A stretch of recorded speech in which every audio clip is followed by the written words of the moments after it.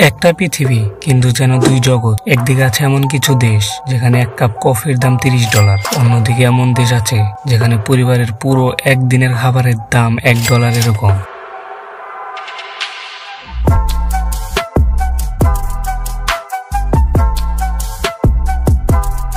আজকের এই পর্বে আমরা জানবো বিশ্বের 3টি সবচেয়ে ধনী ও 3টি গরিব দেশের গল্প। জানবো কিভাবে তারা এত উপরে উঠলো বা নিচে নামলো, কারা তাদের সাহায্য করলো আর কারা তাদের পেছনে টেনে ধরলো। শুধু অর্থনীতির গল্প নয়, এটা ক্ষমতা, রাজনীতি, ইতিহাস আর মানসিকতার গল্প। ধনী দেশের তালিকায় প্রথমে রয়েছে লুক্সেমবার্গ। পরিচিতি: ইউরোপের ক্ষুদ্রতম দেশগুলোর একটি, জনসংখ্যা মাত্র 6.5 লক্ষ। প্রতি বছর হাজার হাজার কোটি ডলারের লেনদেন হয় এই দেশে।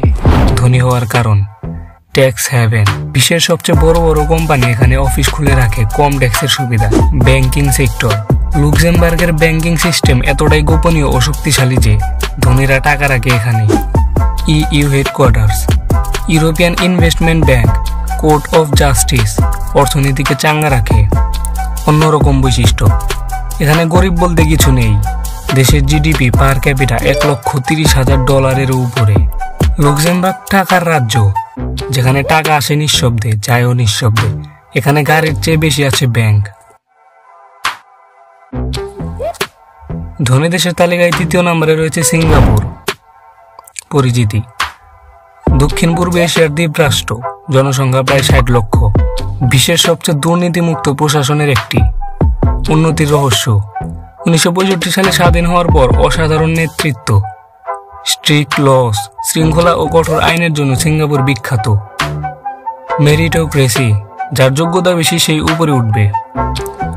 প্রতিষ্ঠান ও সুযোগ: বিশ্বের ব্যস্ততম বন্দর, গ্লোবাল টেক, শিপিং, ব্যাংকিং এর অন্যতম হাব।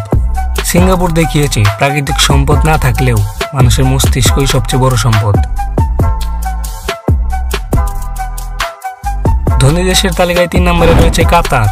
পরিচিতি: কাতার মধ্যপ্রাচ্যের সবচেয়ে ছোট ধনী দেশ, জনসংখ্যা প্রায় 2.8 মিলিয়ন। 2022 সালে ফুটবল বিশ্বকাপের আয়োজক। ধনী হওয়ার মূল কারণ: বিশাল প্রাকৃতিক গ্যাস রিজার্ভ, তেলের দাম বৃদ্ধিতে বিশাল রাজস্ব, কম জনসংখ্যা কিন্তু বেশি সম্পদ মাথাপিছু। বিশ্ব প্রভাব: আল জাজিরা মিডিয়া নেটওয়ার্ক, আন্তর্জাতিক বিনিয়োগ ও কূটনীতি। তেল গ্যাস যেন সোনা হয়ে ঝরে পড়ে কাতারের মাটি থেকে।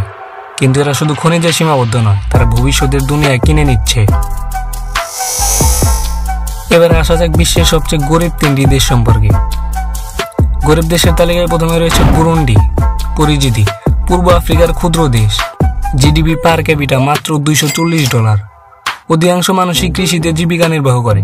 গরিব থাকার কারণ: জাতিগত যুদ্ধ, হুতু ও তুৎসিদের মধ্যে দীর্ঘ গৃহযুদ্ধ, দুর্নীতি, সরকারি টাকা বিদেশে পাচার, শিক্ষা ও স্বাস্থ্য ব্যবস্থা ভেঙে পড়েছে। বুরুন্ডিতে যুদ্ধ থেমে গেছে কিন্তু ক্ষুধা এখনো চলছে।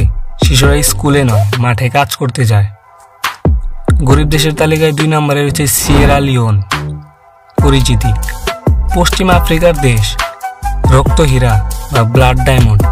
এর বের খাত ইবোলা ভাইরাসের প্রভাবে অর্থনীতি ভেঙে পড়েছে। গরিব থাকার কারণ: কলোনিয়াল এক্সপ্লয়টেশন, যুদ্ধকালীন হীরা পাচার। যখন অন্য দেশে মানুষ হীরা দিয়ে আংটি বানায়, সিয়েরা লিওনে সেই হীরা দিয়ে যুদ্ধ হয়। গরিব দেশের তালিকায় 3 নম্বরে রয়েছে দক্ষিণ সুদান।